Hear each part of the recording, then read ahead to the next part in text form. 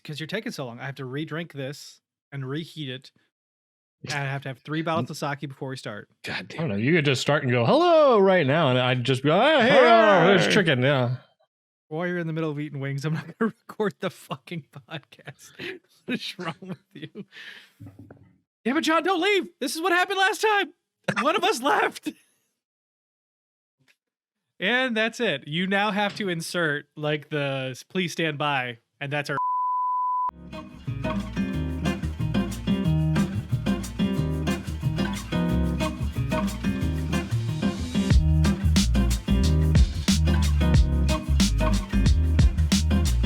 wish I got sushi wasted.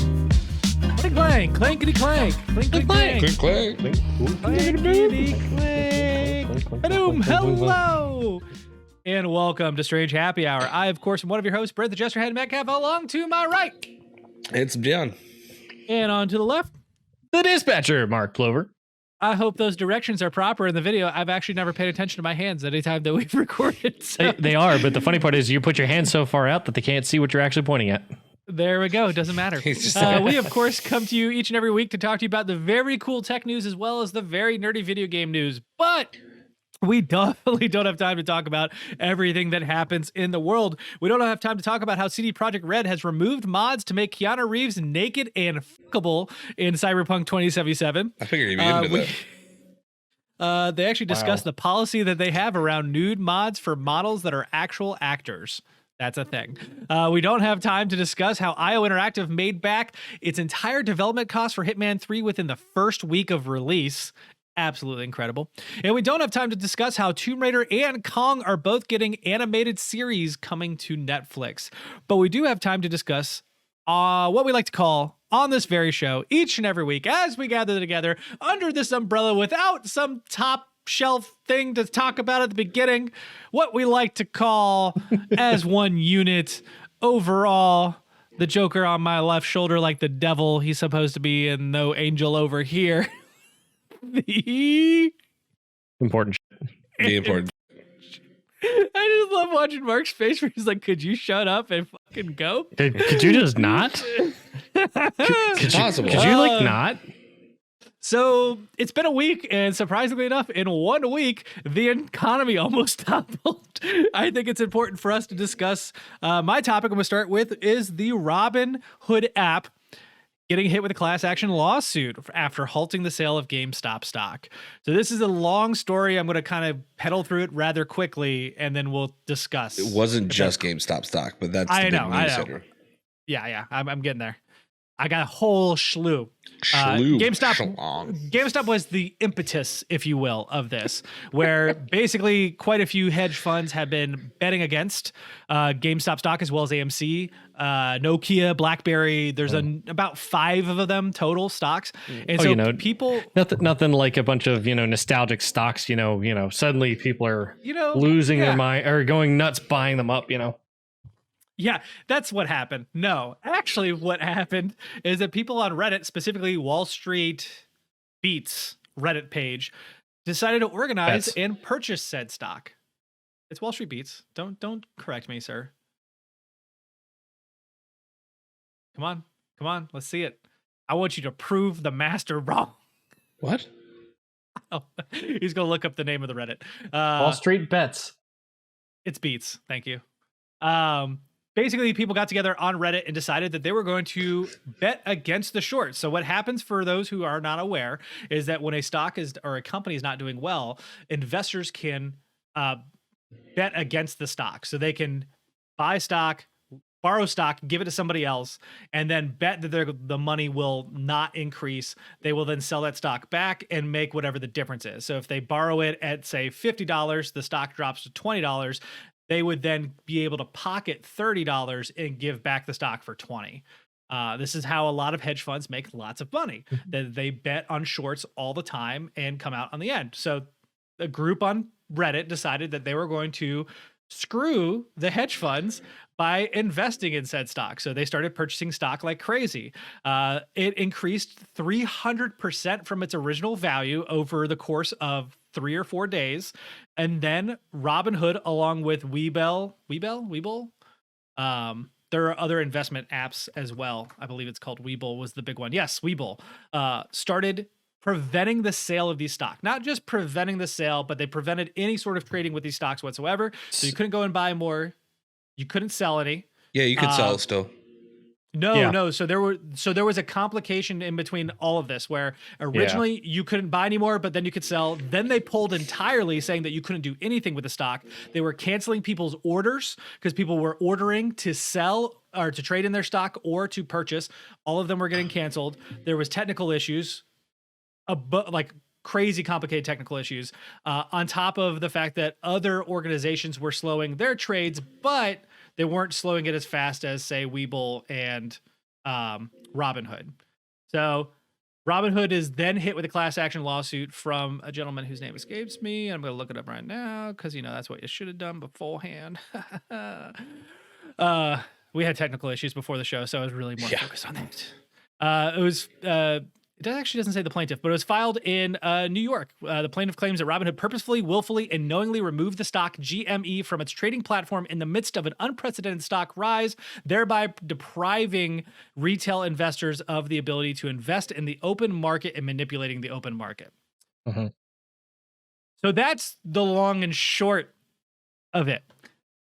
But this does create an interesting situation that I would love to discuss with you guys, because there's the end of Robinhood and other platforms, again, Webull being one of them, saying that they were trying to protect their consumers. It's a very volatile market out there. They didn't want anybody to basically ruin themselves on their application. There's also the aspect of the fact that Robinhood themselves has to be able to cover 300% of whatever losses that accrue on their platform.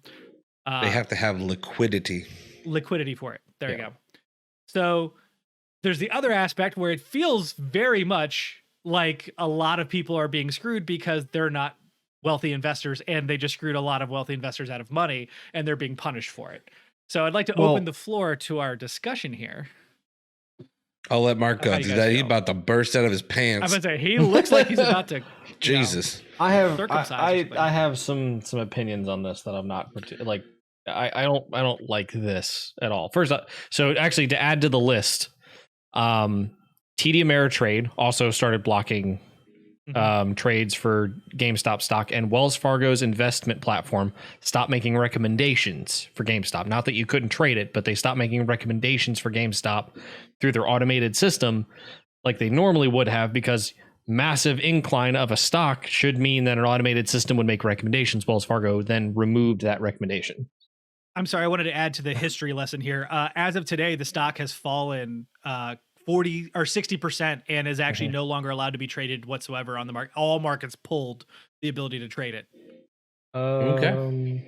At least at the time in which I read, it might be different now, or it might have been different by the time the markets closed, but they basically prevented anybody from being able to do anything with it because the price was falling. My problem is I don't understand how you can do that, because if it's a publicly traded company, when the markets are open to the time they are closed, they should be able to be traded.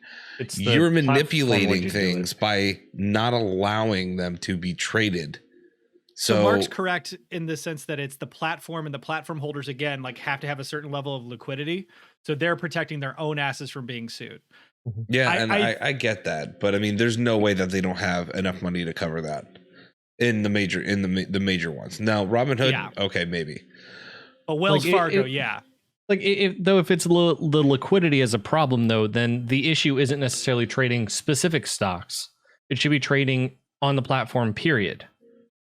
Yeah. Like it's way too targeted. That's actually market manipulation if that's the case. If you just don't let people trade, period, because you as a company don't have enough liquidity to cover your own ass, well, it is what it is. That's different. You're not necessarily blocking me from making specific trades. You're blocking me from making any trade. Well, I can go to another platform then if I want to and trade there. But if you're saying that I could still hold on my Wells Fargo stock here, but I can't, or my whatever, Google stock here, but I can't, I can't buy GameStop stock now. Why? Yeah. So that by definition that the SEC puts in place, yes, this is market manipulation. First off, what the Redditors did was market manipulation. No, they played the same game that everybody plays, whether you're playing pumping and dumping shorts or not. Purchasing stock in masse with a large amount with the intent of selling that stock after the fact or the intent of driving the price specifically is illegal. It's considered market manipulation. It's no different than buying the stock in order to short it later. I mean, it's all about the bet. So to clarify, shorts are different. Shorts are bets against the stock. They have absolutely nothing to do with the market, which is why they have completely different sets of regulations. Yeah, no one's actually purchasing the stock. You're borrowing the stock. Right. Shorts don't actually affect shorts don't actually affect the price of the stock unless you talk about the shorts. That's different. Correct. Yeah. Which was part of it, was that the hedge fund had specifically gone to Wall Street Bets and had started to talk about the fact that they had bought 16 however many millions of dollars worth of shorts anyway against GameStop, which is where the Redditors, of course, jumped on board and said, no, we don't like that because, nostalgia and all that stuff. Mm-hmm. Let's clarify. Well, the thing is, a short on GameStop is not bad. Betting against the housing market, and it's just not. A lot of people look at shorts as it's not ethical because it's taking money away from small businesses too. You're betting to think that something's bad, like bad stuff happens. Betting on failure, yeah.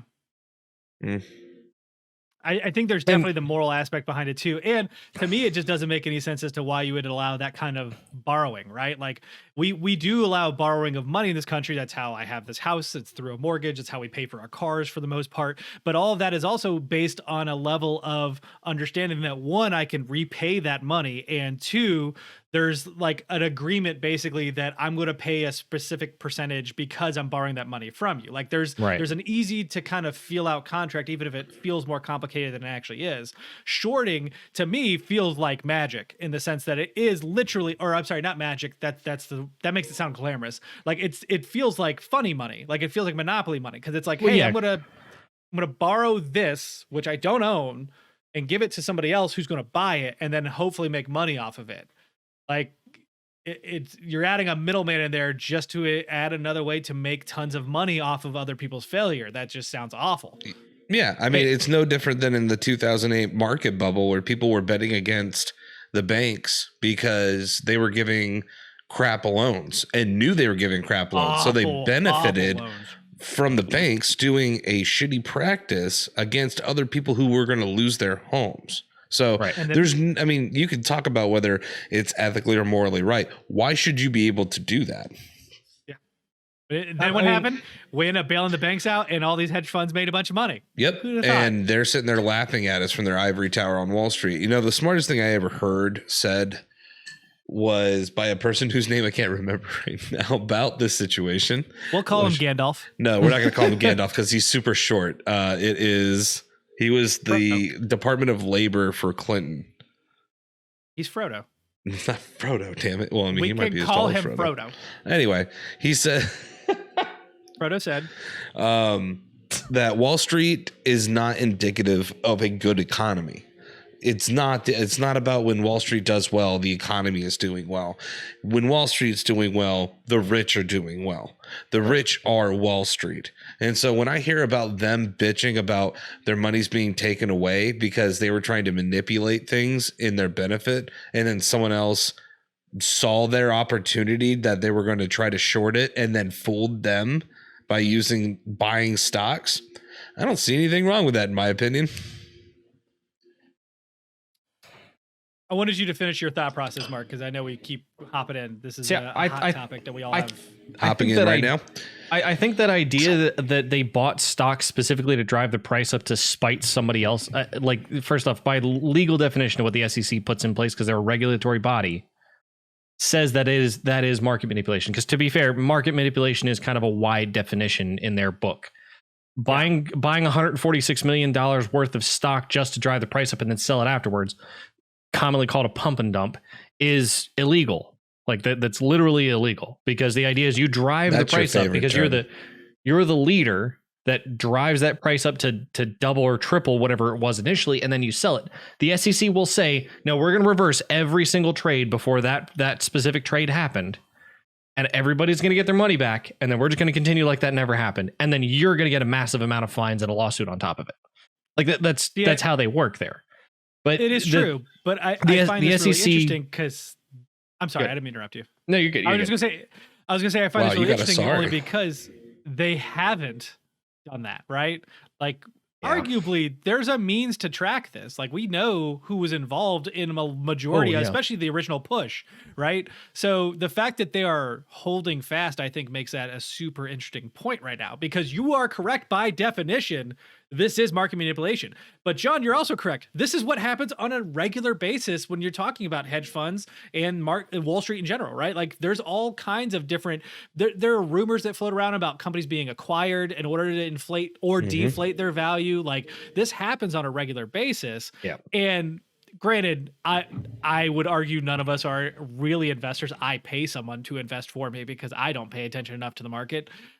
So I can't really speak to it, but I can't think of the last time we had major lawsuits involving insider trading or anything else like this. Like, you had Enron, you had the market bubble, and I think honestly the last one, and it's not even involving stocks, but it is the biggest like white collar thing I can think of is Wells Fargo and the Fire Fest, right? Fire Festival. Oh yeah. Like, but that was straight up lying. Agreed. Like that was fraud. that was again not stocks, deception. but like my point is, when you talk about these kinds of crimes and how they're litigated, I honestly think that by definition being loose, it's loosely used in a way that it actually doesn't really hurt the people who do the crime, right? It usually benefits them. Because we literally bailed out definition. entire companies because our economy was tied to them so deeply. I mean, how is that not stock? That's market manipulation to keep our economy from crashing. There's no difference between calling that or a pump and dump, because eventually we're going to get that money back, supposedly. What do you mean getting the money back? Well, and we're having to give AIG and all these other people money in order to keep them from failing, in order to keep our economy from crashing. Yeah. Well, I mean, because that's how the banks make most of their money, is taking the money that you store with them and they turn it into investments, and that's how they make money on the side too. But so if you want to talk about SEC lawsuits anyway, and why I'm kind of intrigued why the SEC hasn't jumped in to say that these specific Redditors are involved or should be prosecuted for market manipulation, as well as Robinhood should also be, in my opinion, charged for market manipulation. The one I love to reference back to is Elon Musk's fine by the SEC for putting out a tweet that said funding secured. Remember that? Like 4 hours before the official contract was signed. They fined Tesla $20 million. They fined Elon Musk individually $20 million. And then they've told Tesla that they could not be publicly traded if Elon Musk sat as the CEO of the company anymore. He had to sit on the board. What? Oh, sure, you'll jump on that in a span of a week, but like, you want to talk about market manipulation and the fact that nothing's going wrong here technically either. So which one is it? You know, like, I think the Redditors should be charged for the market manipulation. I think Robinhood should be charged with market manipulation against the people. Like, which one is it? You know, like, I think that's why they're, I think, so hesitant on doing anything, is because it's like, do we just literally find and arrest all these people? I mean, how could they even? I mean, you were talking about finding Tesla and them $20 million. Those Redditors, there's no way they could pay anything close to that. Well, so usually it's supposed to be related to the damages that are caused by whatever thing you do. But the problem is, if like how do you choose which specific Redditors to do? Because there were like 2 or 3 specific Redditors that had started the conversation that actually led the charge. Like, and they're like, their usernames are no, we can find them real quick if we look. But no, it's cool. I mean, I just don't know if those usernames are tied to, you know, real names, and I mean. You could subpoena Reddit for the IP addresses. Mm-hmm. You could go to the ISPs and figure out what home it is and figure out who in the home anyway did it. So that's all possible. Well, I know why they're not. It's because they would have a riot on their hands right now. I mean, you're going to literally look like a giant bully beating the crap out of a little guy. Yeah, I mean, at this point in time, I think that I would be surprised if they do anything, because I think their idea is let it all settle. You know, Robinhood and these other investment apps can take the heat, and we're just going to move on, and we'll figure out new laws to figure out, or we'll find new regulations to make sure this doesn't happen again. Right, but the whole point of the whole point of a regulating body is to impose fines on things that are illegal, not to just let the dust settle so the focus stays off of them. I agree with that sentiment. I mean, if they did something that was wrong, they should be held accountable for it. Okay, so here's the way that I see this. If Wells Fargo just suddenly decided, well, we're just going to take $1,000 from every person, and the SEC should jump in and take or from your money market accounts, and the SEC is supposed to be the one to say, no, you can't do that. Well, I think the SEC says, well, we're just going to let this blow over, let Wells Fargo take all the heat for this, and then we'll set a regulation after the fact that says you can't take money from your investors. Like, come on, you're going to tell me that nobody's going to be up in arms about that? Like, the thing is it actually illegal to get a bunch of people? The problem is again, I don't think they had I don't know. I'm not going to speak for their intent, but I think the intent was to stop the short. It wasn't to pump up the stock so they could sell it later. But that's how you beat a short is you increase the stock price. Yeah, that's you can increase the stock price all you want to. All they did was invest into a company at this point in time. If you prove that you would have to prove that they planned on getting it high enough that the people who were shorting couldn't sell the stock, and that's all that they were trying to do. There's nothing wrong with that. They just bet wrong and other people invested.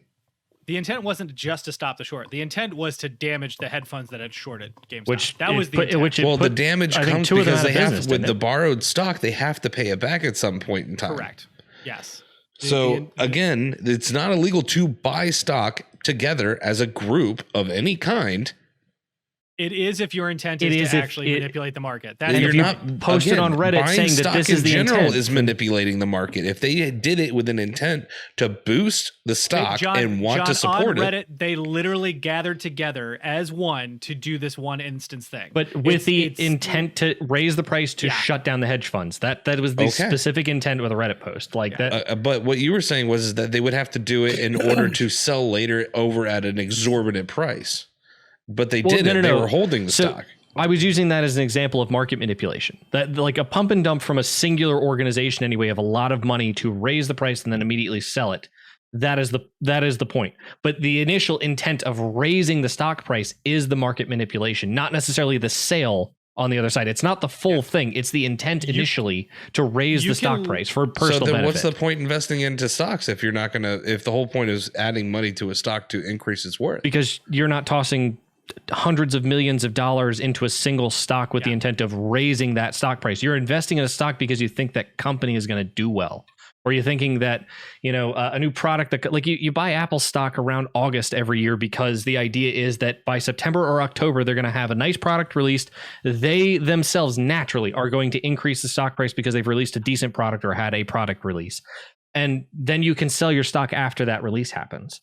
Like that's the intent there. Like you're not buying Apple stock thinking that millions of people are also going to be buying it with you, or you're not posting on Reddit saying, hey, let's all buy Apple stock because, we want to raise the stock price artificially, not because the company's doing well, but because, we think that we want to stick it to these guys because, from a financial perspective, like as far as I know, a click doesn't have to have a motive.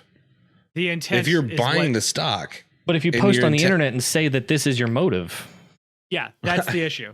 I know. Is that they were all on Reddit and they went and said, we want to do this in order to fuck the hedge funds. And this is why. Like it'd be one thing, because I understand what you're trying to say. Because I mean, in this instance, if I had $10 million and I went to GameStop just because I like GameStop, I have nostalgia for it, and spent $10 million worth of stock on them, it's a bad investment. But that is also market manipulation. They just got an influx of $10 million into their worth. Like, that's a lot of fucking money. And the hedge fund guys would be just as pissed off about it.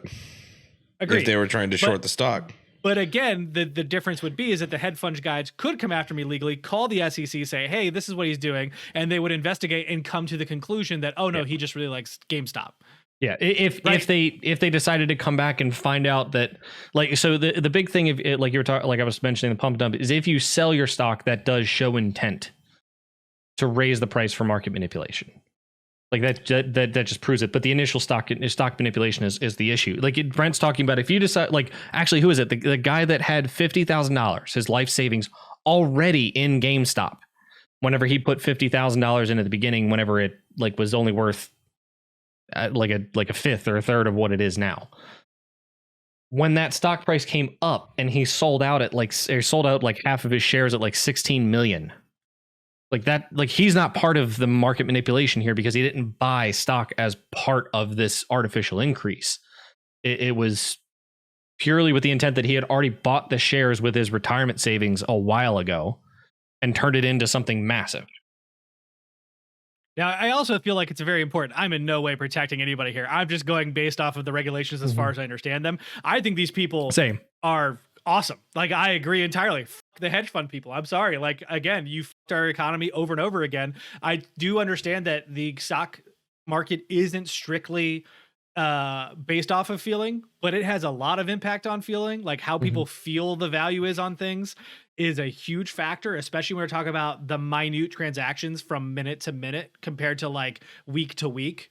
Right. You know, overall, I think the millisecond transactions that stock trades go at are insane. I mean, they're making pennies off of every single trade, but when they're making 1 million trades a day, they're making hundreds of thousands of dollars. Like, well, there's a reason why Wells Fargo, Bank of America, Vanguard, like all these corporations hire developers to make the best software that they can for this because they want to be as up to date as possible. Well, the other thing too is that's why like some of the higher profile like money market like or trade accounts or trade companies that you work with have a minimum capital requirement too. So like Robinhood, for example, works with a zero trade fee. Like that's why like for working class people that makes sense anyway from a stock market perspective if you want to fool around in the stock market.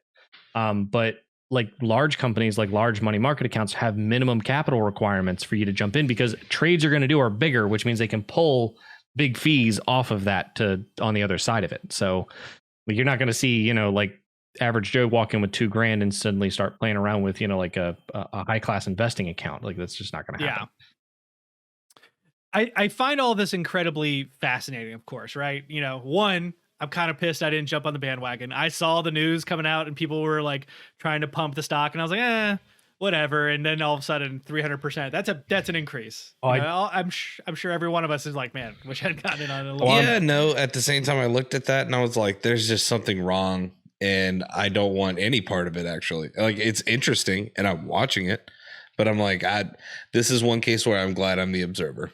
in the long run, it may be the case. I also agree on the legal standpoint. Is I'm super curious what happens here because Mark, you do bring up a valid point, right? Like, hey, the whole point of a governing body here is this. But I also think if you look at the situation we are in the United States here, like on the 6th, we had an insurrection. We've talked about it before. They tried to overthrow the government. We've had groups of individuals over the past year, whether it be for, you know, the killing of unarmed black individuals, whether it be for police brutality, whether it be for the insurrection of the Capitol. Like there's been multiple protests that have led to lots of uprisings.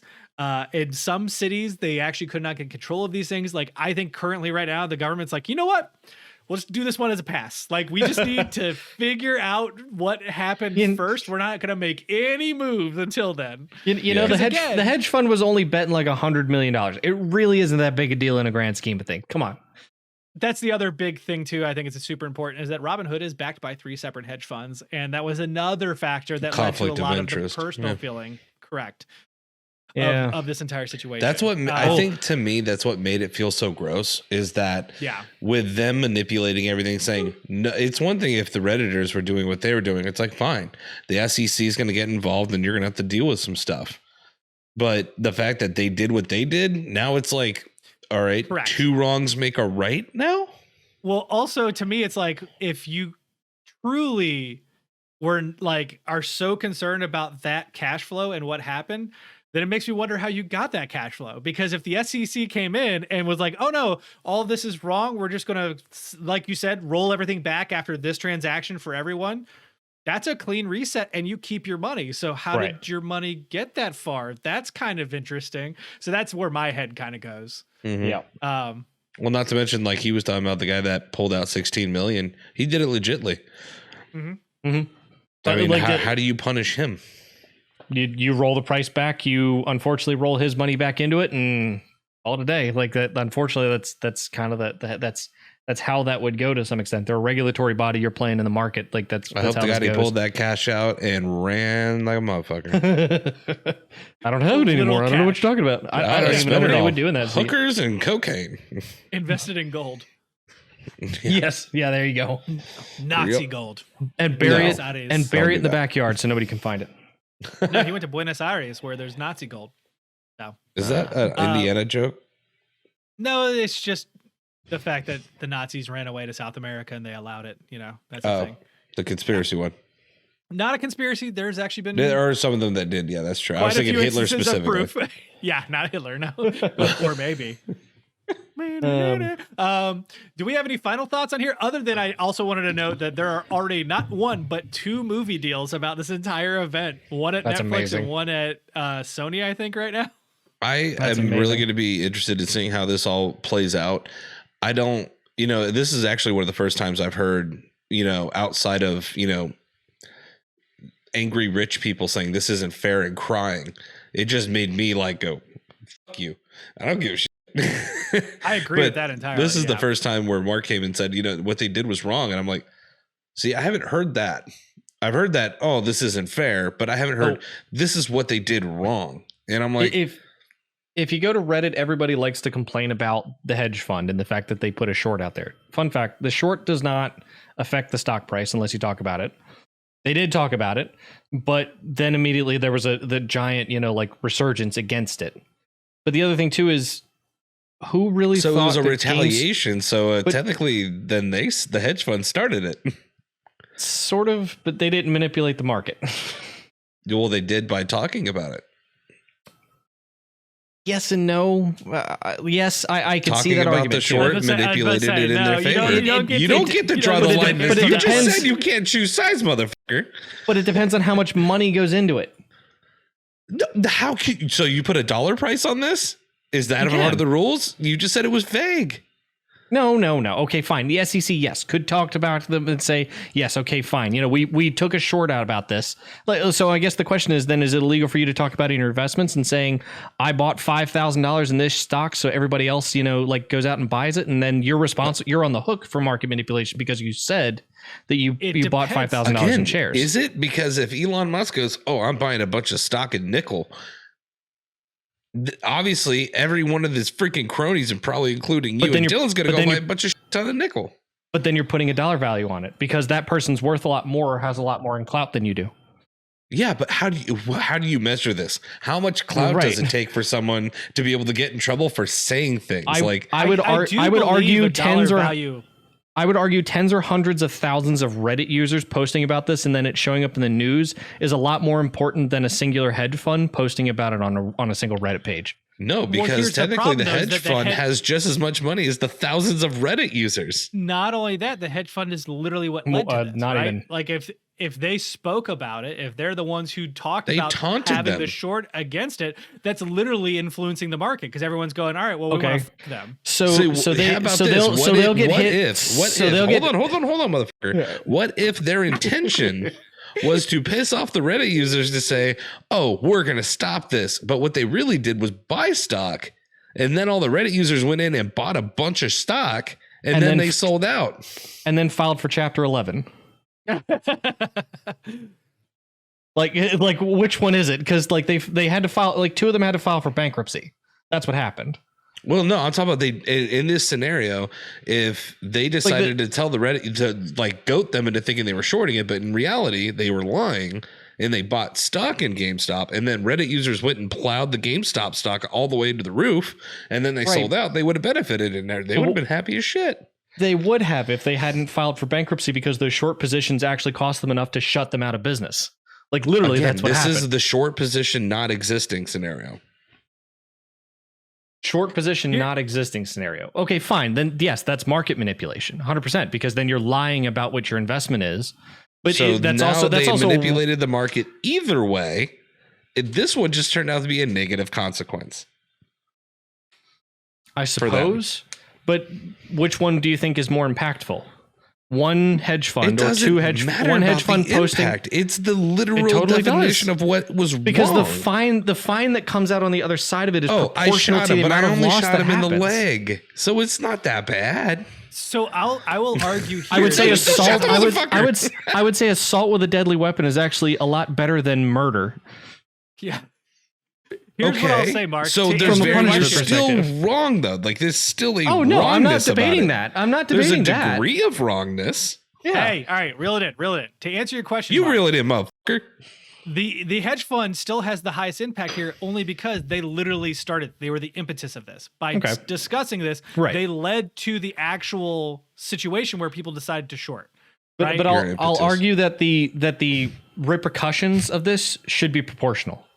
I agree with that entirely. I think it should be proportional to everyone involved. And that includes the people who led the charge on Reddit. You know, not that I don't agree with their sentiment. I completely emotionally understand that. But there are still laws around this kind of thing. Actually, I put this more on the hedge fund people for starting the shit, though. I mean, if you're going to sit there and taunt people and then they react to what you're taunting them about, which is wrong to begin with and illegal, it started with them. Which is why it depends on whether or not it's an actual taunt. So it's like someone punching you, then you punch back, and they're like, "Oh, you're both going to jail." Mark, now we're backpedaling here because you said if a hedge fund were to discuss the short in a specific situation that led to an influx in the market, that was wrong. So the hedge fund spoke about their in short in a way that impacted the market. Like hedge fund had the. Did it impact the market? Did it? We're literally fucking talking about it. Mm-hmm. Well, no. Did them talking about a short drop the price? Because that would be their impact. If it increased the price, that's a complete opposite. It did affect the market when they went and bought stock. Affecting the short though, because the fact they increased the price, the short just went in the positive or the negative. I'm talking about the impact in general. I'm talking about the hedge fund buying the short position and talking about it. If that caused a dip in the price, because that would be the causal effect that would benefit them. Yes. Then that would be the market manipulation. Because it doesn't benefit them doesn't mean that they're not manipulating the market. Yeah. Okay. There's still an intent.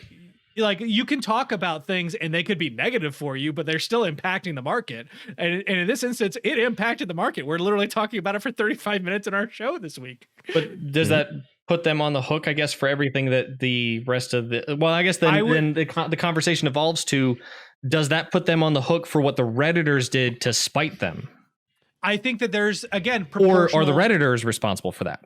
I think there's proportional blame here, right? I do think that the hedge fund should get some of the blame for this because, again, you're not supposed to talk about your shorts. That's the whole point, is that you don't touch the market even when you're shorting a company, right? So my point is, again, if someone hits you and you hit them back, are you going to be put up? Are you supposed to be held put up for assault or battery?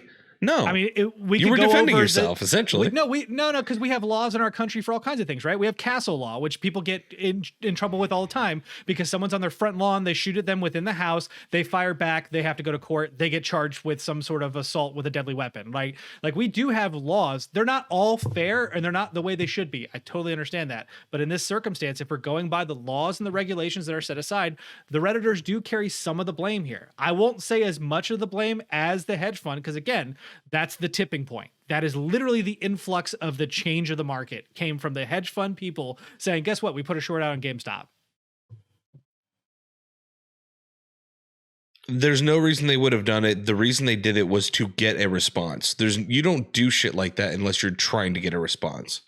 Whether it was at them personally or they were actually trying to influence the market, you would have to prove otherwise. Regardless, they did influence the market, so therefore they should be punished. And I do believe the people that helped push that. Now, I'm not talking about every single Redditor on there. I'm not talking about every investor on there. But I am talking about the 3 people that are really well documented who said, yeah, let's all band together and do this. To me, it just I don't even think they understood what they were doing was wrong, if that's the case. I think they just got together and said, you know what, fuck you.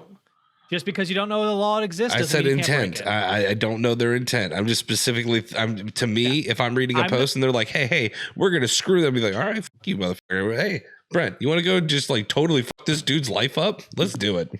And you would be like, yes, John, let's go fuck his life up. That's exactly. Yeah, no. I mean, because we're bros to the end, man. There's still laws. There's still regulations. Yep. And just because you don't know you broke it doesn't mean that you didn't break it. So. Revenge ain't clean, man. You're right, and there are consequences to actions. So I do find. I just feel like this is a hero story that I want to celebrate, and now you guys are taking it away from me, and I don't like it. Well, I think much because the Redditors prevailed against the rich people. Like no, well, I think like does most some crazy stories this that world, we know, and this right? just proves to you how powerful them are. Like, okay, so you know that other people pulled up short positions whenever the stock price increased, right? Yeah, of course. Like as soon as the stock price spiked, bunch of other short positions opened up because, by the way, it's artificial inflation. As long as the SEC doesn't roll back, as soon as the price deflates, which it already has, by the way, and it will continue to deflate because, by the way, GameStop has no actual value anymore like they used to. Correct.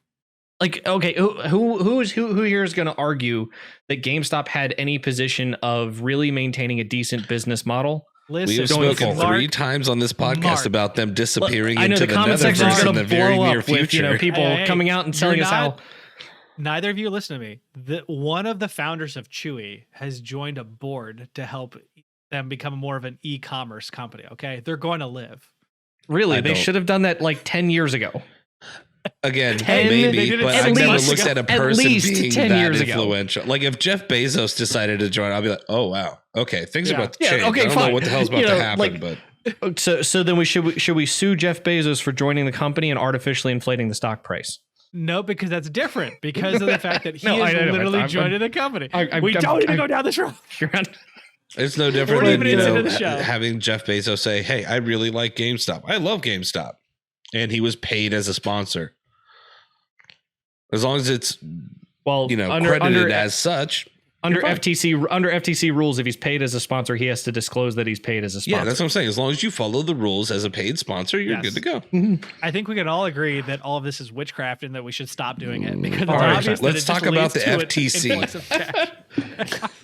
Please let us know what your thoughts are on this entire game stunk situation. You can let us know in the comments. I hate that, by the way. I forget that it's the dumbest thing I've seen anybody say. And of course, it comes out of Elon Musk's Twitter. I'm like, what the fuck does that even mean?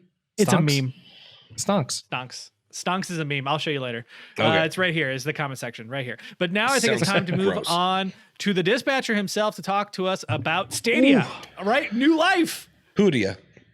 Yeah, something that's supposed to be like the best platform ever. They just had their first real big hit, Cyberpunk 2077 really blew up, and the fact that it ran the greatest on Stadia than it did on any other platform.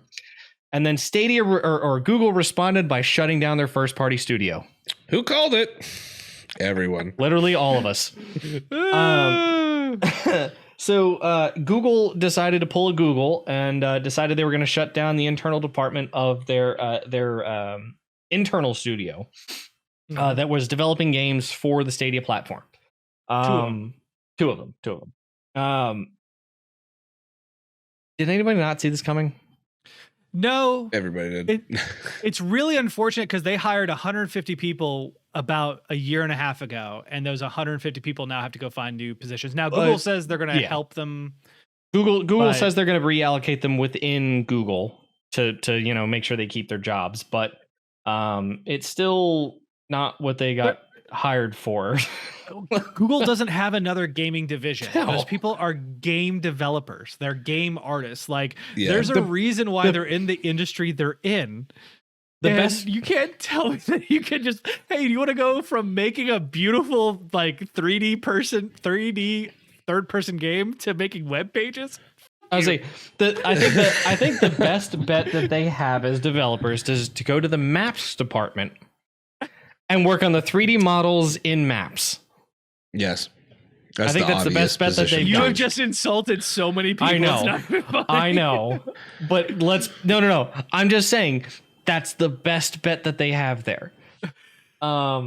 Yeah. So basically the move here anyway is to not go first party because Google, of course, doesn't want to pay for it. They'd rather have the other publishers do it. So the Stadia tech now is going to be apparently available to publishers. Not that I think it wasn't before, but the idea is that they want to focus on pushing it to other publishers to bring games to the Stadia platform and show the benefits there. That's what they've been doing the entire time. To build things in house, and it has been shitting on itself. Yes, exactly. Oh God, it's not done well so far. So unfortunately, game development is a long thing, and if you're shutting down the studios, you never gave them a chance to really build anything in the first place. Could you imagine PlayStation literally building a PlayStation and going, we're building games for our system? Never mind.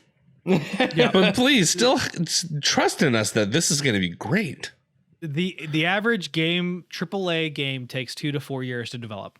I say average because 2 is usually leaning on the side of a company that has technology and developers who are comfortable with that technology to make it happen. Yep. So 4 And years Stadia is struggled with other developers trying to develop for it.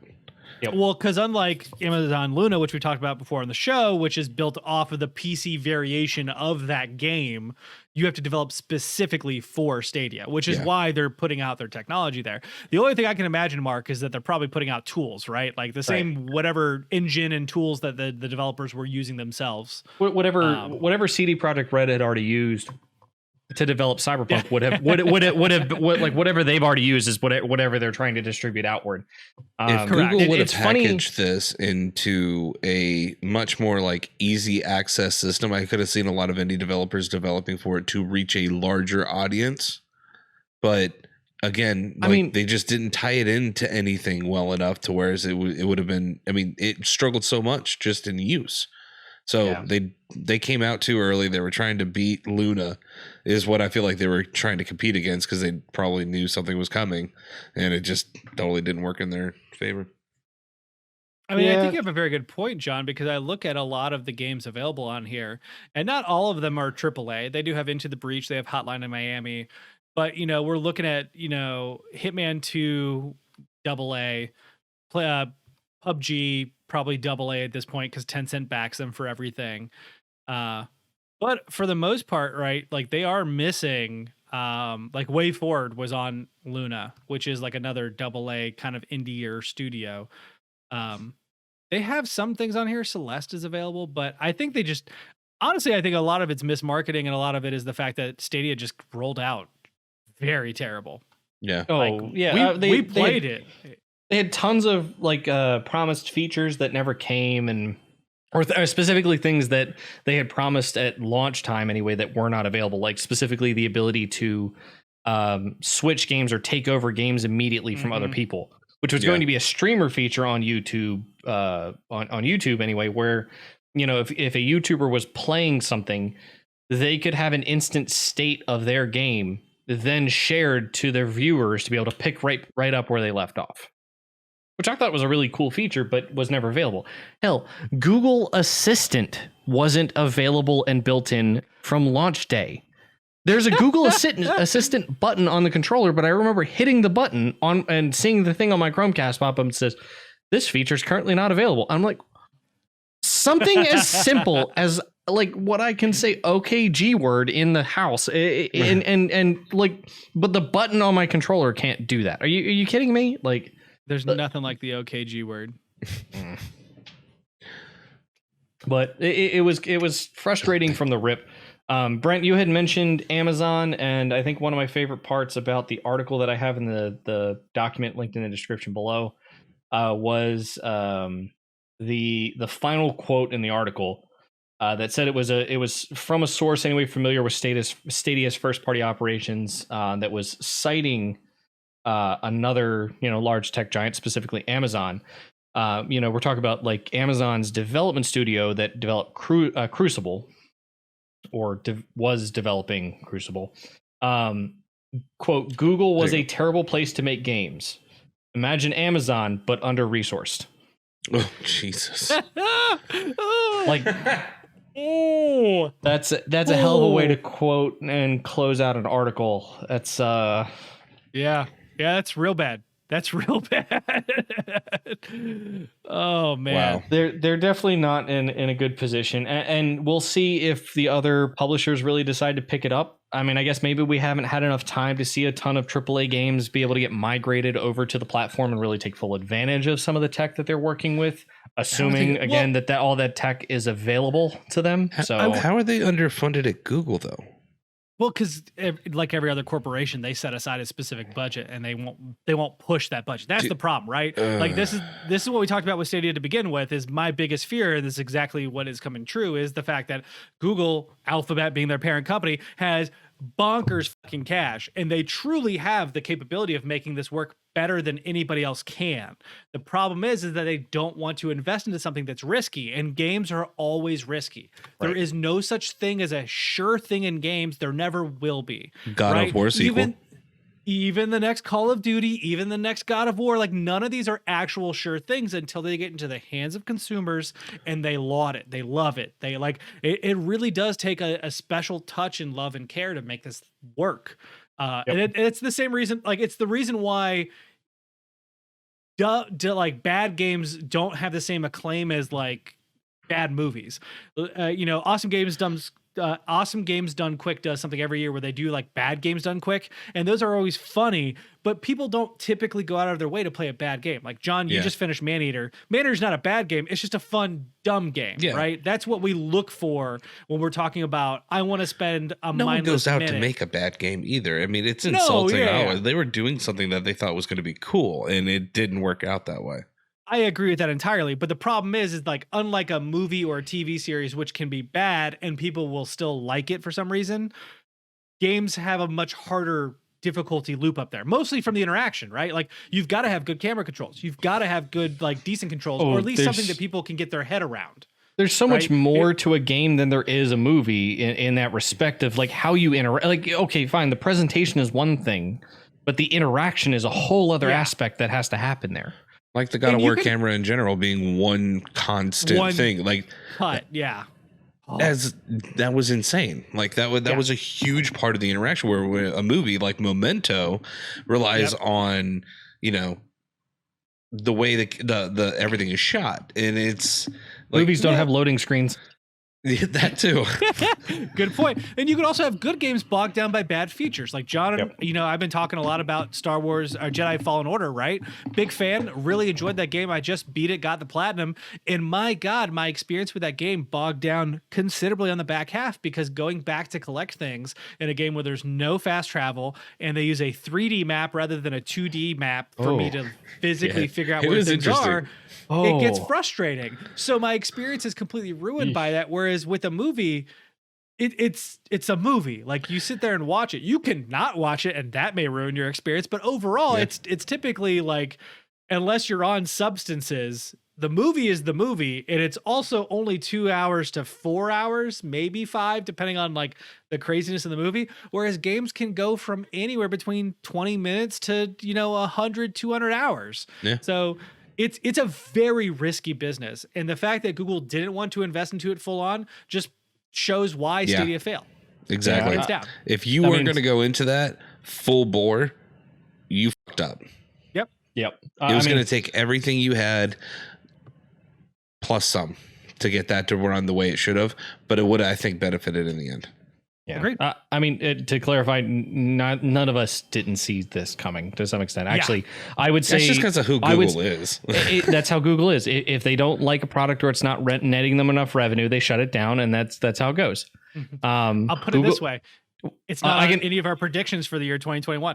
So there you go. It was too easy. Let me just go through a couple of some of Google's failed things like Hangouts or Google Plus being probably the biggest one. See Hangouts, Google there was Plus, something else. They've had a couple. Google Earth technically got merged into Google Maps and no longer exists anymore. Google Inbox, which was their redesign of Gmail that I particularly liked, they shut that down. It's an ever evolving ecosystem with them. What was the Google homepage where you could customize it with widgets? That's the Google Plus, right? No. Google I, something like that. It was I forget. I think it's something like that. Google it was something dumb. Because that's what I got in an interview. I was asked how I would implement that, like from a storage perspective for the data. Anyways, doesn't matter. Nerd. You have no idea. No, I think the big thing is though, like, do we actually see a redemption story here? Do we think there's a way for Google to get out of here? Because I actually do. Considering the way that Cyberpunk launched, it was iGoogle. There you go, iGoogle. people were very happy with the performance on Stadia. And I do believe that if Google were to about face this and go, guess what? We're not developing internally, but we want to make a storefront. We want to make a position where people can come to this and they aggressively. Now, this still takes time, energy, and money. So they can't just, limp out Stadia and hope that it works. They're going to have to go after people. But I think the greatest example right now that I'm seeing is, PlayStation is now releasing MLB The Show on Xbox. First time ever. First time, period. This is the first time Xbox has had a MLB sim game in over a decade, as far as I understand it. Could be wrong, but it's been a long time. So, what a great way to try and pull in people. It's already obvious Sony's willing to bend. Why not try and get MLB on Stadia? Like, why not get the show on Stadia? Try and really be aggressive with these takes, because if you get the right games on there, I think Stadia can be useful. And I'm speaking as someone who spent a month with Luna. I spent my time, remote playing from my PS5 here. Like, I actually do see more of the streaming future than I ever have before. Yeah. Mm-hmm. And I'm okay with it if it works, but I don't want to spend $10 a month for something that's half-assed, that doesn't have the games I want on it, that don't work the way I want them to, and I just end up frustrated. Like, this has to be a real investment here. Yeah, I agree. I mean, watching your experience and how different it was going from PC to, you had the best experience off your phone. And I'm like, hands down, crazy that that's the case. But in, whatever instance like that's cool. Maybe it finds a niche market in the mobile market where you're able to play bigger games on your phone for that reason. Okay.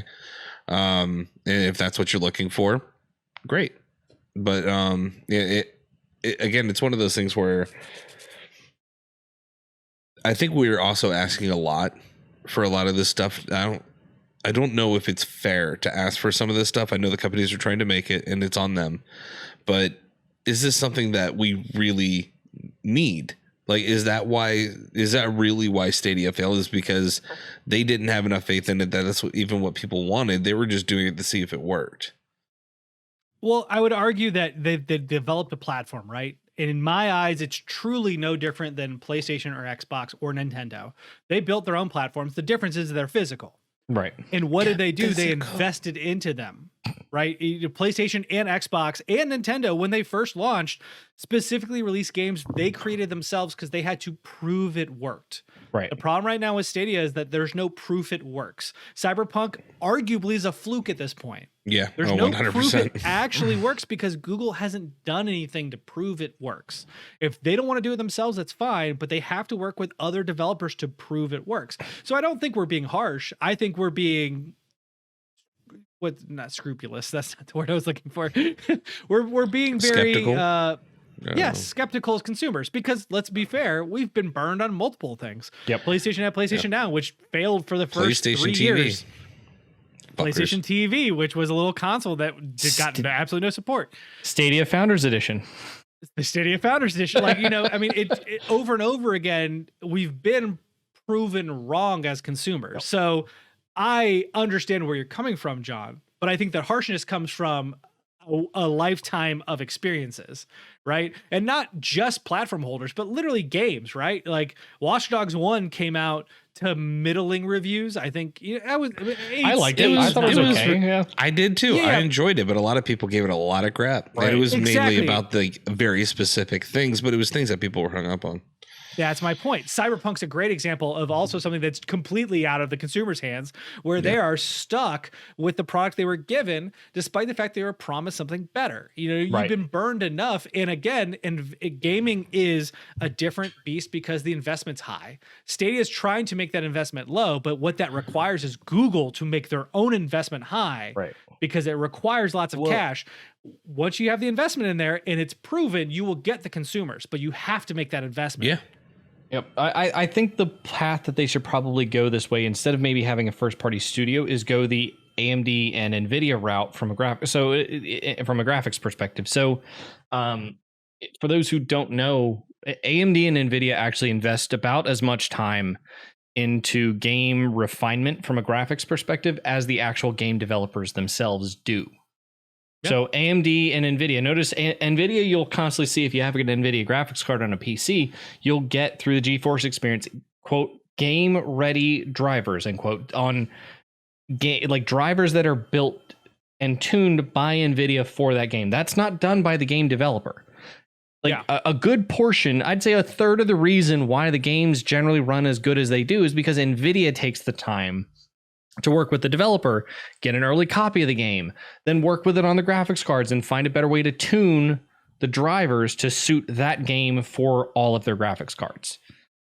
I think Google needs to take the same approach, not necessarily maybe if they shut down their own studios, cool, then they don't have to build out, like their own games from scratch, but they're going to need to take the steps at least to work with game developers in the same respect of let me get an early copy. Let me find a way to toss it on the platform and build it and run it on the platform. And then we'll adapt it to make it the most optimal game on our platform for you. I agree, man. And especially if you can make it in the same level of ease of use as something like AWS, right? If you're doing web development for AWS, it's to get like the really refined stuff, you need someone who knows the platform. You need someone who understands it, has the knowledge and all that. But if you're just someone who is, a small team, 10 developers, you're throwing up a web app, you can do all that. It's very simple. So I think that Google can act as that same kind of guard, right? Like, hey, Square Enix, you want to put the next Final Fantasy 16 you want to put on here. You've got, the server, you've got everything else. You just got to put your build file on here and it runs. Now you want it optimized, we'll work with you. We're going to make it so that it's the best experience for Final Fantasy 16, period. That means that you guys can continue developing. Just give us this build image. We'll find out the quirks. We'll let you know what you need to do. I think that would benefit them tremendously. Brent's drawing this from a very personal place. I am right now. Yeah. I'm so tired. We just hired an AWS guy. I'm so excited. I'm like, yes. I was talking more of the Final Fantasy place, not necessarily that, but that works too. That too. Yes. But no, I think that there's an opportunity. The question is, will they take it? No. Yeah. What's the guy? I agree with John. 50-50. I'm with both of you because it is literally a coin toss at this point. Google could completely land flat on this, and they have so far. Do not be mistaken here. Like Stadia, they're not doubling down. That's for sure. They're not. Like, if somebody's enjoying Stadia, I'd love to hear it in the comments. But for the most part, I think it's easy to argue that they have not done a whole lot with this. They have to invest, and if they don't, it's the way of the dodo. Yep. So, please let us know what your thoughts are on Stadia and this current circumstance. Google shutting down its internal studio. Do you think it's a big deal? Do you think that it doesn't matter? Do you not care about Stadia at all? Please let us know in the comment section right in front of Mark's chest. There's almost like there's a theme with the comment section. Yeah. Do you even read what my shirt says? I do. I like it a lot. I like it a lot too. John, you are the final topic. I'm going to let you take it away right now. Jeff Bezos is stepping down from Amazon. Mic drop. And I'm out. I cannot believe that myself, actually. That's not actually what the thing is. I just wanted to say that because I was going to throw it. I wasn't sure if you were going to lead that way. I was going to say, so that was like a curveball from hell. Like, mine's more of a question, and it's really based on games as a service and what we're seeing with games trying to extend the life of games, why they're doing it. And is this really where we should be, that we think a lot of these games should be going? The long game, is that really what games need? Division 2 is getting a next-gen upgrade this week. It looks beautiful. We looked at some play at 60 FPS, 4K right before the show, and it looked beautiful. And they're doing this right before another update on Division 2. It was released back in March of 2019. And we're about to be on the 2-year mark, and me and you fell off a long time ago, came back, played some more. I wouldn't say a long time ago, because I have over 100 hours in 2020 on Division 2. Oh, we came back and we played quite a bit, without a doubt. But this upgrade to next gen was mainly, I think, to get the people involved that are on the next gen consoles, so that way they don't have that fallout as well. Because a lot of those people that got those consoles, they have these games. Well, why wouldn't they want them to keep playing it? Also, you have a lot of games that are falling off the list. Bleeding Edge will no longer receive updates. It was released back in March of 2020. It's only been 10 months, and it's no longer getting support. Like a team versus team melee combat thing from a very saturated market, which these games and services tend to be saturated markets, which is another point I'll be making. And not only that, but a lot of these games are also not very highly rated or revered. I mean, you're looking at the highest one out of the examples that I gave was actually Bleeding Edge as 7 out of 10. Yeah. That was the highest one. Battleborn is now officially dead. Servers are closed as of end of January. It was released in 2016, got a 6 out of 10 from Game Informer. And I'm not surprised. Like a lot, I mean, they say that most people are dropping off within, minimally the first year, if not sooner. You also have other examples like Anthem, poor rollout. Got a 6 out of 5. I think that's pretty high in my opinion. Fallout 76 got a 5 out of 10. It's also pretty forgiving from what I heard based on the rollout from IGN. And even as recent as Godfall got a 6 out of 10. Looks beautiful, but a lot of people are already bored. They're dropped off of it. I mean, we had a friend, Steve. He started playing that game and he hasn't gone back to it as far as I know at all. Yeah, no, he picked up afterwards. He was telling me how glitchy it was, and he just dropped it and went on. Phoenix Immortals Rising or whatever. Yeah, that's his new. He's super pumped about that, which I've been hearing mixed reviews on that too, by the way. But to the point though, like we have some games that last many, many years, like Fortnite. They're lasting multiple seasons. Call of Duty. You have a lot of like these hero shooters like Overwatch and whatnot and Dota, and they all last a long time, right? That's what these companies want. They want to invest into something that they just slowly add to, and it helps basically garner their investment and make the most out of it. And now all these companies are saturating the market with these battle royale, and that's honestly how I felt about For Honor as well. Is that I felt like it was another battle game that people were going to get sick of within a short amount of time, and we never see updates or DLC come out fast enough to help support it, and it's always either delayed or there's something wrong with it. It comes out glitchy. Like there's so many different variables that can make a game drop off regardless if it was even good. So I just wanted to quickly point out, not for For Honor specifically, because For Honor actually has received a ton of support. Yes. Yeah. Okay. So what's the question? Initially, it kind of struggled, and then they kind of fixed it. It did. It suffered from the Ubisoft syndrome, which we'll get into in a second. So is the question here like are long games a problem? Are always online games a problem? Like where are you going? Well, mainly just the games of looking for extra money based on like DLC or seasons or whatnot. Like they're trying to lengthen the games. Yes. Gas. Is this the way that we should be looking at games? Should we be wanting to play these type of games to benefit the other companies and just have to enjoy it? Like, it just doesn't make any sense to me why you would, like, me as a gamer, we like to get into something, play it for a while. There's very few games that we're on for, like we were for Division 2, where we're on for hundreds of hours.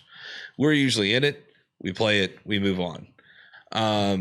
Though we also consider ourselves to be a little bit on the outlier when it comes to a lot of gamers, where I feel like you have some people who only buy two. I mean, on average, they buy 2 games a year. So a lot of these games, I'm wondering if they're looking at it like we want to be one of those games that these people continue to play and pay on DLC or seasons or whatever they're doing in order to, keep the revenue stream coming in. So I do have a little bit of a history lesson on here, if you're willing to let me interject. Okay. Do it. So it's a discussion. starting in the PS3 360 era, came down to the point in which games specifically started to get more expensive because we headed towards HD, which meant that we had to actually invest. Companies had to invest in making graphics look better, right? They wanted graphics to be sharper, stronger, whatever on screen, but it also increased the actual cost of games. So a lot of companies, Bethesda being the big one, they were the ones that had the horse armor incident with the DLC, started leveraging DLC in order to make sure that gamers kept these games. They weren't going to sell the title back to GameStop, which was a huge issue with the PS2 era as GameStop started to rise. They weren't going to worry about people going away from it because they would have to keep their internet connected to these games. And that process kind of continued. Now we reached the next generation, PS4 and Xbox One, and everyone was terrified of game prices going up. I remember very distinctly that conversation came about in 2013, 2014 when the consoles launched. What is it going to mean for us in games? So games prices stayed the same. But what happened is, if you'll notice, that's the generation where games as a service became a thing. That's where we got Fortnite. That's where we got Division. That's where we got all of these Warframe, all of these games. And some of these are great examples. Warframe, I think, is a very positive example of a studio that was literally going to go bankrupt if this didn't work. And they are living off of it. They make no other game but Warframe. And I love that it's changed completely. It's not even the same game we looked at all those years ago. Digital Extremes earns every dollar they make in that instance. But then we also see companies like EA that have moved, Star Wars Battlefront to using these online caches that require you to spend money or earn them by just gambling to get cards so you can battle yourself up. That's a problem. Yeah. Some of the other instances you talk about here is that, I would argue that they're less of an issue in the sense of like they're bad games so much as, well, Anthem's a bad game. Anthem's just straight out of the game. But like the rest of these, like Fallout 76 isn't a terrible game. Even when it launched, it wasn't the worst thing in the world. They had some fundamental issues, I guess, with like the nuke system or whatever, but like that was about it. But Bleeding Edge as well, like these games are all designed in a way where they just want to try and appease a certain audience.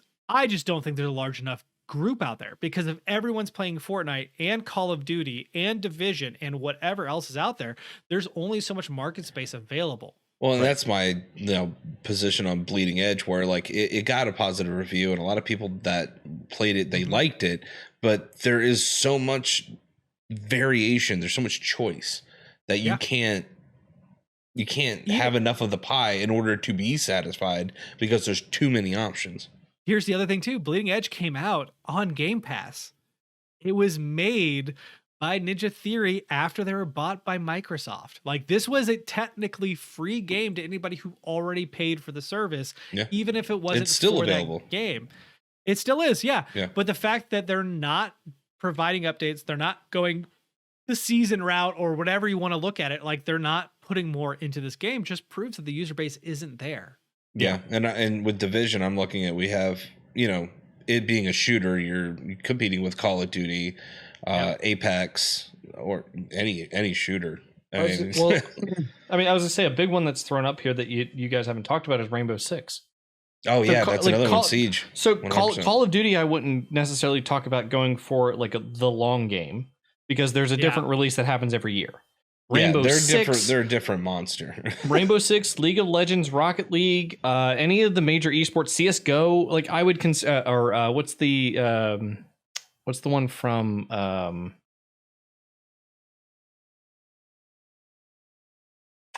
Can't think of the fucking name of it right now, but no, the idea is any of those longer like esports type games anyway that come out, those generally have long game sort of aspects to them. Some of them have like loot box type things that you have to buy, or have like purchases or season passes that you need to get to be able to really be able to excel in whatever you're doing with them. Call of Duty, I would argue, goes for more of the short game, because it's an every year kind of thing, and they have 3 different developers that they rotate between.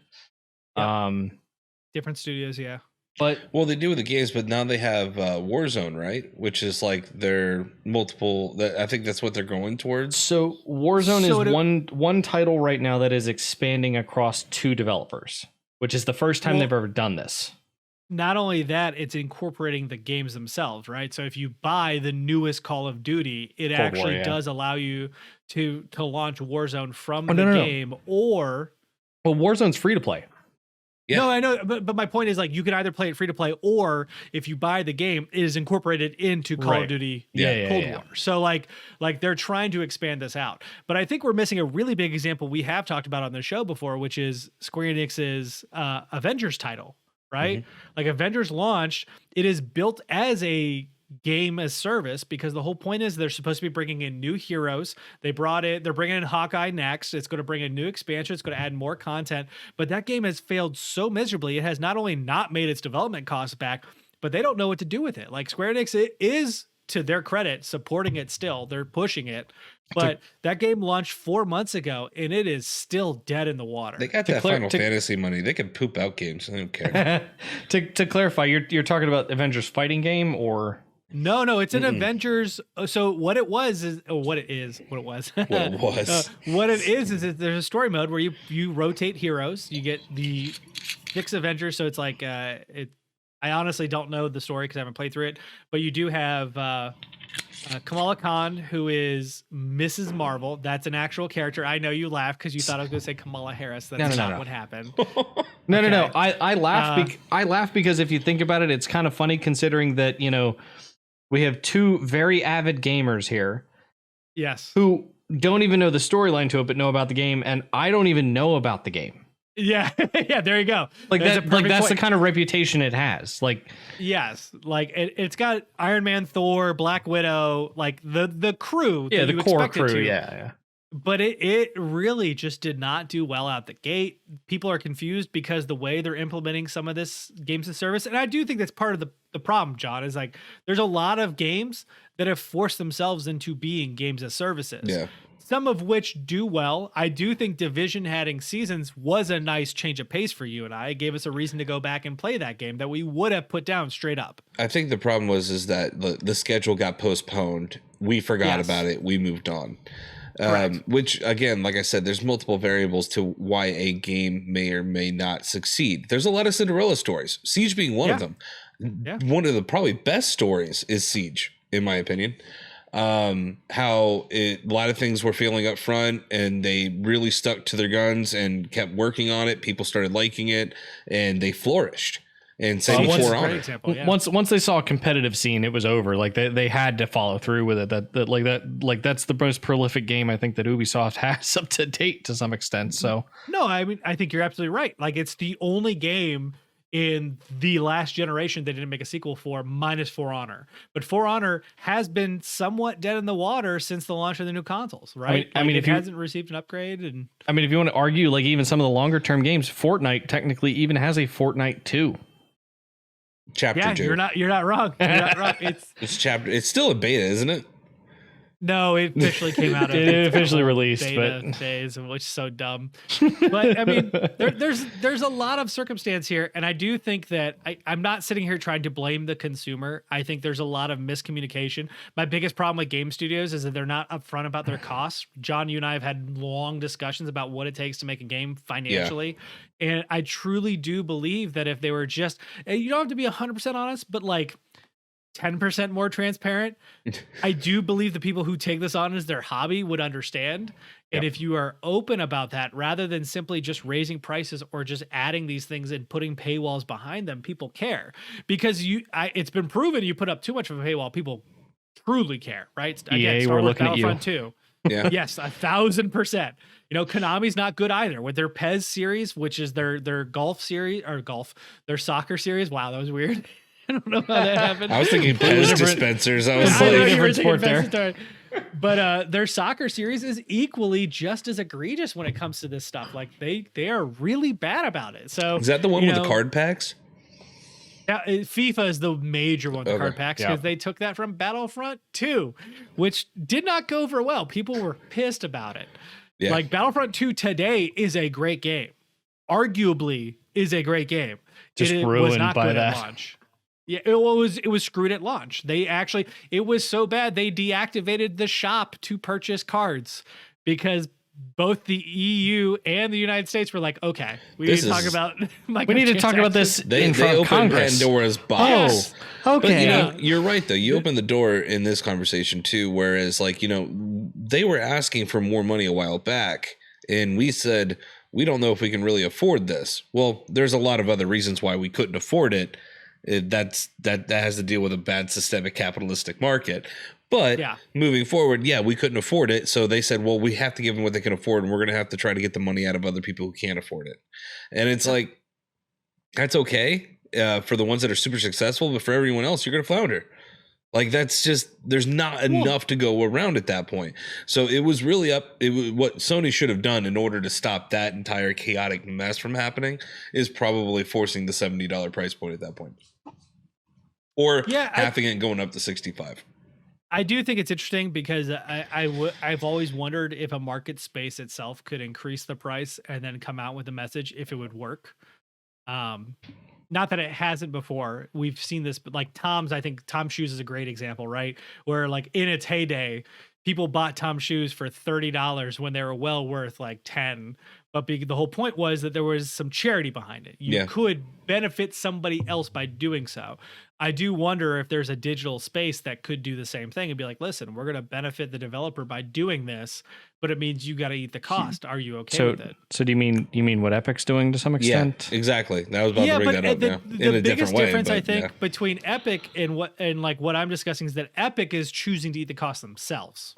They're not eating costs. They're just taking less money and allowing the developers to use that money in order to sustain themselves without having to force upon that market arguably they're eating costs. Business practice. Well, no, arguably they're just making slightly less money. That's all that really is. Like it's not that they're eating a cost. That's true for literally any other market space too. Like, yeah, sure, you're still eating something because it's costing you money. Like on paper, what would have been if you equate the revenue difference between them and Steam as a cost, sure, but not just the revenue difference between them and Steam. I'm talking about in general because it's not just Steam they're competing with. They're also competing with consoles, not nearly as much. I will argue that fact, but there's still a factor there, right? Like again, we have talked on the show before about like, hey, if you're making a PC, you have this relative cost, but you make it up in the back end because the store cost is so much cheaper. Like that is still a relative decision people make when they're getting into gaming in general. I was actually talking to someone earlier this week about whether you should buy a PC or a console because I was asking her, where are your friends gaming? What money do you have? What is it you're looking for? Because these costs all matter to you as the consumer at some point in time or another. You just want to play games. You could care less. You know, you're not a fanatic like John and I. We care about trophies. We're never leaving PlayStation. I was going to say, like, that's the reason why this year, baby. Woo-hoo. I would say that's the reason why I started with like I would call it like the second or third gen consoles. Technically, that's why I started with the Xbox 360. Like I had a PlayStation, a PS2, but the reason I ended up on an Xbox 360 is because I had tons of friends on it. Yeah, that's technically the 6th generation of consoles, but we don't have to talk about that right now. Well, I mean, it was Microsoft's second generation console. And PS3 got me back in the ring. Like I played Gears of War, the Halo generation. That's what all my friends were getting into, and that's what got me back into the game. Not this friend. Come on. But no, like I see what you mean though. Like it's I understand the idea of, I guess, giving back to the space essentially in that respect. We've argued endlessly, or not, I don't want to say we've argued endlessly. We've talked endlessly, I guess, about the idea that, you know, game prices themselves should still increase. Yes. And I think this for is specific part of that conversation. titles, but again, like that's what kills me is that like we look at some games, it's like, oh, this is super expensive to make. I'm like, yeah, but I mean, that doesn't mean that, you know, what the company did to make this game was like smart. Did they have to make it this way, or like that shouldn't matter. It's what we want the people to get paid. We want these people to make a good product, enjoy what they're doing because we're enjoying this. Like I would pay probably $80-$90 for Horizon Zero Dawn Forbidden West if I knew that game was going to be as good as I know it's capable of. Well, and we talked before about game prices and how game prices have been fluctuating throughout the entirety of their history. Earthbound and Final Fantasy III were both Super Nintendo JRPGs that arguably take 30 to 60 hours, depending on how much time you put into them. They cost $100 at launch. That's $100 in 1993 and 1994. So, yeah, that costs money, but the people who bought those games love and are endeared by those games because it's something that impacted them, and they didn't necessarily hurt by the fact that they paid for that entertainment. I mean, if Warzone came out by itself as a standalone game and cost $50, I almost wouldn't bat an eye at it. Yeah. Like the amount of content, the amount of time I put into Warzone playing, you know, like even separate from Modern Warfare, I haven't even touched Cold War yet, but like even separate from those as their own respective costs, Warzone by itself is worth that price to me. Like, Yeah. As far as that's concerned, like they easily could have made money on that. As far as understanding what the value is, that's a whole other conversation too, though. So, I mean, that goes back to the point, though, like, is the way that, Call of Duty is going towards Warzone and Division 2 is going towards their seasons. Is that the way that these games should continue to go? Or is there another path that we should see that we would benefit better from, as in like paying more money so they can give us because there are games that we feel like we don't get the entire game. They build the game and then they have the DLC that's coming later that we feel would have felt whole if it was a part of the game in general, but they want to recoup their cost, saying they wanted that extra $20. So you leave almost empty, and then you see the DLC and you're like, that should have just went with the game. I almost feel like those are two separate conversations, because I can't think of a game in recent memory that felt that way. Like Division's a great example in which, like, there was Division one I had in my head and I totally just fucking played. Like Division 2 came out and I was completely content with that game. And then they added the Gangs of New York and the DLC, and you and I fell in love with it. Like that was a lot of fun. Like I think most of these instances, the bigger question I have is, are these games worth it day one? Because like Division 2 was a blast, but it also had its problems. Division 1, very similar. Like these games are not at all the same as when they launched. Hell, Halo the Master Chief Collection, which is literally a revamp of Halo games. It is just a remaster of those games, is not the same game as when it launched, because they added other remasters that were included in the title now than they were beforehand, like ODST and Reach. Like the way these games are able to adapt, I think makes them definitely worth it in the long run. I think the question becomes, how much time and how much care do you have? Should we stop this? I don't think so. I think the market should let itself kind of regulate itself, which is weird to say because I'm not someone who says that a lot. But ultimately, like the fan base will. Like you and I, John, will have the decision to make when Division 3 is launched. Like when it's announced and comes out. Is that something we really care enough about? We'll know when it happens. But, I won't go and say Ubisoft stop. I'm not going to sit here and say that I think they should stop. Most of these games don't also impact me because I don't care enough. I just feel like it has a negative edge to it when we're looking at games that could be good, but because they're in a saturated market and they're trying to go on the same service, that they're just getting drowned out. I think Avengers is a great example. I think if they had taken the time that they invested into this, like the system that they have for like the Hive missions or whatever the hell they're called, where you can play with friends and do that stuff rather than the story, I think if they'd taken that time and put it strictly into this story-driven game, that game would have been incredible. But instead, we have half of that story, which is good, not great, and then this whatever this is off to the side that people seem to not care about because the game can't even keep itself afloat. So I think you're right. I think there are decisions to make, but I also think that the companies themselves are going to have to see the user react to it, right? That's why I get so mad when I hear about, the single player games are dying, narrative based games are dying. Like, you're out of your fucking mind. Because to me, like, I feel like a lot of these games could do better, and I'm a fan of playing more games in that kind of like either co-op or single player campaign based games than I am games as a service. Because I get more experiences out of it. I feel more fulfilled after finishing a game and moving on, though a lot of people don't feel that way. So it's like, I have to try to take myself out of the situation, but it's hard. Well, and I agree. Like, I wouldn't mind if Division 2 didn't necessarily have all that DLC, and we would have just got Division 3 within the next, year or two. I would probably be super happy about that.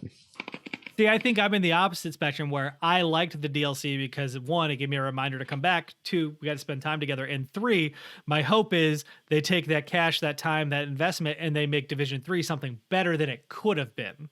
Because my fear is, had they continue on the path and like Gangs of New York gets warped into whatever Division 3 is, it's just a rehashed Division 2. I want more than that. I want them to expand. I want them to make this a different experience. I had another point and I completely forgot.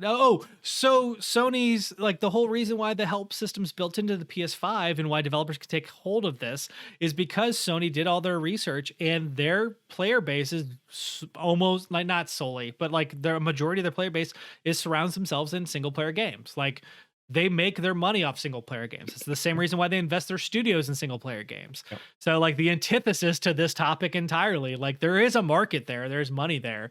And I won't be surprised if major developers see this. Like we're already seeing it a little bit with EA and like Jedi Fallen Order. They're investing in another sequel to that game, so hopefully that will help proliferate. The Mass Effect trilogy is being re-released, so that can come out and garner some money. So I don't know. I do think there's a space that will help figure this space out. Is there too much? Sure, but there's always too much of whatever it is.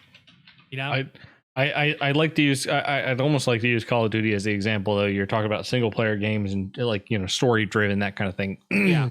Call of Duty very much was, nothing but multiplayer. And actually for, I think 2 releases in a row was nothing but multiplayer for a while. And then somebody, like the community chimed in and said, story mode is what we want here, but we also want unlimited, online play too, or we want long game online play. I think Warzone is their answer to long game online play, but they still have story modes that come out with every single release that comes out. And I think that's their play too. I think there's a little bit of the fact too of like when you look back at Halo, right? How many maps were in Halo 1, Halo 2, and that continued that online play?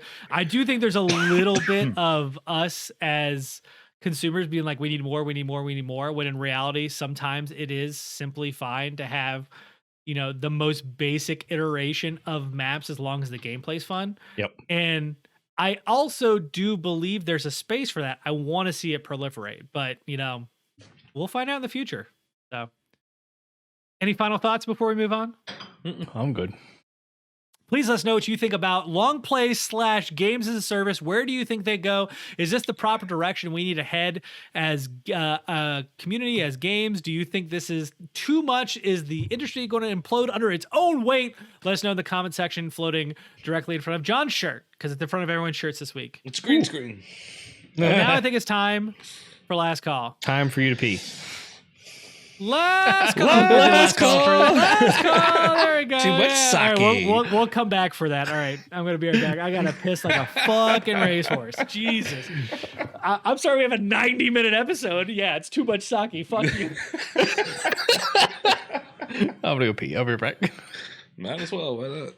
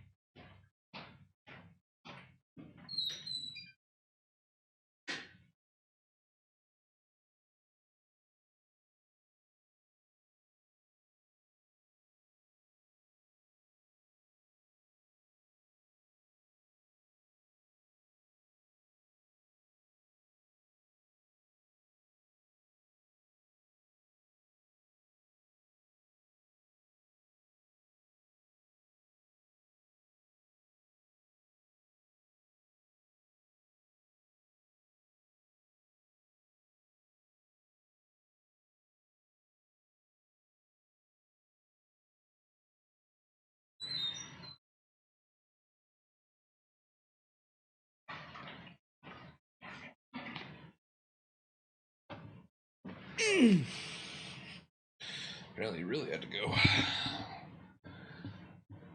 Oh. Ow, ow, ow, ow, ow. Last call. Go.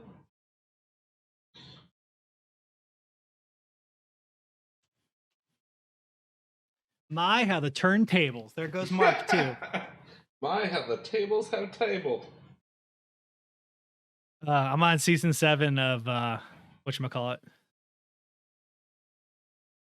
30 Rock. 30 Rock. There we go. Jesus. I've been watching Shield Hero. Oh, yes. How do you like it? I think it has a lot of potential. I don't agree with Sean I mean, at first I was like, what in the fuck? Like, it was okay, and then it started like warming up to me, like coming exactly. in, and I was like, okay. Yeah. So Sean was like No, can't be stupid. I hate the dialogue. And I was like, no. So how many episodes are you in? 4 maybe? Okay. So Sean's conceit and his biggest argument to me is that the character. We'll talk about this after. Mark's back, so we can discuss this in a minute because we're gonna finish last call. All right, we're gonna start with the last call. Hurrah! And I'll even leave a timestamp here, Mark, for you to know. All right, I should have left one for damn last call. All right, are we ready? I thought you guys liked it better when I was closer, and then all of a sudden you guys started having a problem. And now I think it's time for last call. Last call. You don't have to go home, but you can't stay here. Of course, we are in our separate quarantine bunkers. Am I interrupting and cutting people off? You better believe it. That's what I do as the host. We have our own special guests. This week, I am drinking a very cheap sake that you can find at your local supermarket. I wish I knew the name. And I don't. 7-Eleven. And I'm also drinking a nice beer with it because why not? This is life. It's the spice. Go ahead, Mark. What are you drinking? Well, I was drinking a we actually had it on the podcast before, but I had kind of a variation. It's called a Capirosca. A Capirosca. It's normally a combination of like lime juice and vodka with like mixed, with some soda. This time, on the other hand, that's more of a gimlet too, though. This time it had me mix or muddle brown sugar into the lime. Okay. And then shake with vodka. Kind of an interesting mix, but I really like it. It was actually very smooth. Yeah. It cuts a little bit of that bitterness, I assume. What's that? It cuts a little bit of the bitterness with the sugar rather than just straight lime. Yeah. Well, yeah, it was actually a lot sweeter than I anticipated, and brown sugar instead of, I guess, regular sugar. Like it's like the recipe called for either, but brown sugar being the sort of the primary on that. I found it kind of interesting. It turned the color too into like a greenish brown color, but it had a really good flavor. I like brown sugar too. You sound really creepy when you say that. Yeah, you really do. You like, why do you sound creepy when you say that? That was really terrifying, actually. What are you drinking, John? I'm actually finishing the bottle of Slain. Oh, the good old bottle of Slain. About time. Yeah, I know, right? Time, I've not been drinking that much lately. I drink mostly now with you guys. I've been kind of like listening to my doctor. Of course, we do have our Discord where you can join us each and every week. We do something fun, whether we try and do a digital game situation or if you're within the Carolina area or willing to drive to the Carolina area, specifically around Charlotte. We do a lot of in-person stuff such as soccer that'll be happening this weekend, indoor soccer event. Is it indoor? I thought so. I don't know. I could be wrong. Indoor, okay. Actually. Who knows, man? Who knows? But it'll be this coming Saturday. Actually, literally the day after you're watching this, I guess. So it'll be handball, which is another word for soccer. For the weekly reading this week, we have how a delay and a move directly to PS Plus helped Destruction All-Stars. So this is actually a really insightful interview with the director of Destruction All-Stars on how not making it for the PS5 launch and moving to being on PS Plus has actually helped the game considerably. Came out today, which ties into our weekly deals of the week. That's right. PS Plus for February has dropped. You can get Control Ultimate Edition on PS4 and PS5. Pissed off a lot of people who bought that beforehand. You can get Destruction All-Stars for PS5 as well as Concrete Genie for PS4. Please play Concrete Genie. You could get a refund. I did. Because it wasn't released. Technically, anything that was in bundles, you could have called GameStop and got a refund. That's what I did.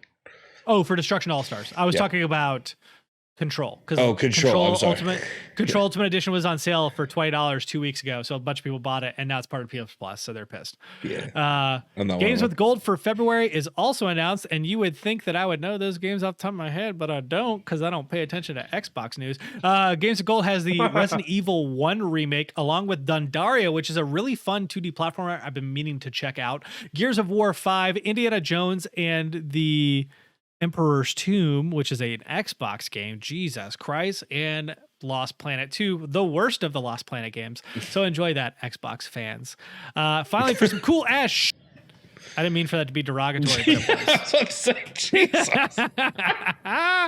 A leak of the 360 remake of GoldenEye has made its way to YouTube. It is 2 hours long and is really damn cool and makes me super sad this is not a thing. So check it out. There's a great video for you to see what that looks like in our, whatchamacallit, our document. But finally, our question of the week is, what is your favorite ongoing service you pay for?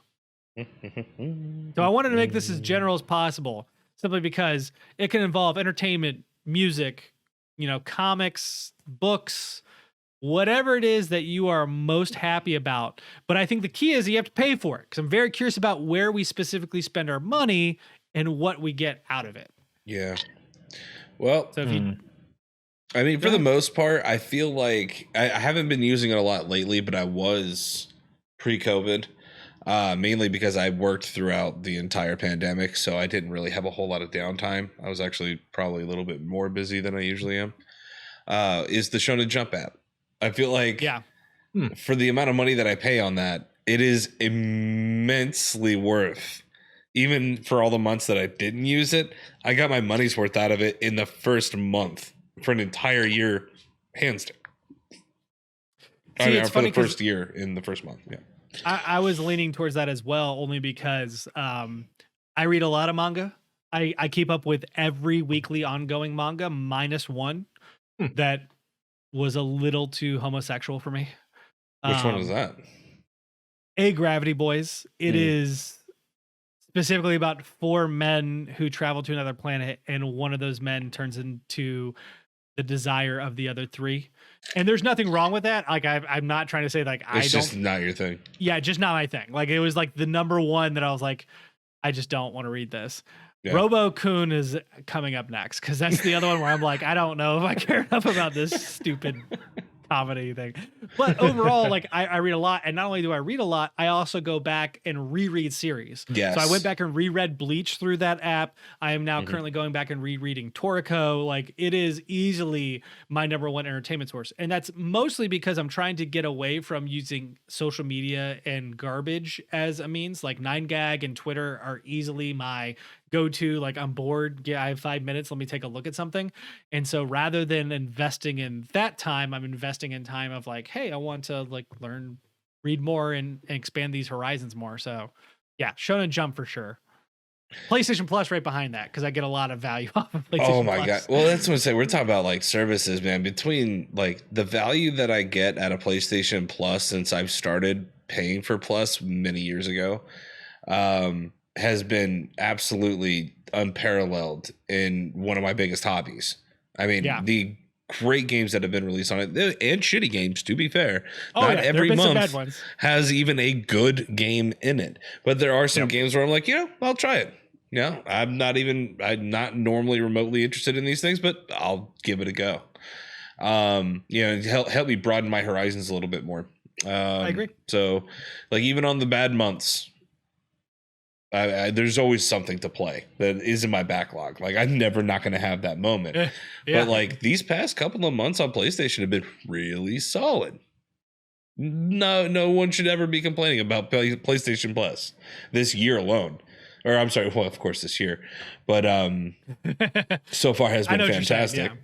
But also with the PlayStation Plus collection and everything else, it's also like the value is insane. You'd have a hard time voting against it. Yeah. What about you, Mark? I was trying to take some time actually to go through like bank statements and try to see like what services do I actually pay for on a monthly basis anyway that I can really talk about here. Okay, so actually Hulu. So easily one of the longest standing ones that I have. So like I've had Hulu for a long time. HBO Max or HBO Now, what it was whenever I got it anyway, are some of the longer standing ones. Like I could definitely talk about those to some extent, but I honestly don't feel like I consume as much content from them in the same way. Like I mentioned YouTube Premium, and I honestly YouTube Premium's got to be my primary mention here. I consume a lot of YouTube content on pretty much a daily basis. And YouTube Premium, I've paid for, I think, since it was YouTube Red back in early 2019 ish.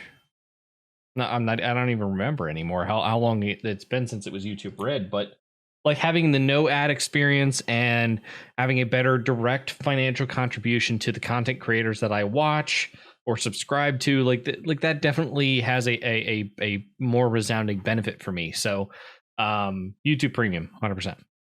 Okay, cool. Please let us know what services that you pay for that you think you get the most benefit out or that you enjoy the most. You can let that be in the comment section floating directly in front of Mark's chewing mouth because he's chewing on ice and no one else is chewing on ice at this very moment. But until next time, cheers. Cheers. Clank.